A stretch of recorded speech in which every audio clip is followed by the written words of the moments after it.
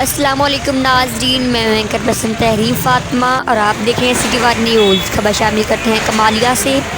Security بلدیہ پنجاب نور الامین مینگل کے حکم پر پنجاب بھر میں ناجائز تجاوزات کے خلاف آپریشن کا آغاز کر دیا گیا ہے۔ اسسٹنٹ کمشنر و ایڈمنسٹریٹر میونسپل کمیٹی کمالیہ محمد عرفان جا۔ پنجاب کے دوسرے شہروں کی طرح کمالیہ میں بھی ناجائز تجاوزات کے خلاف آپریشن کا آغاز کر دیا گیا ہے۔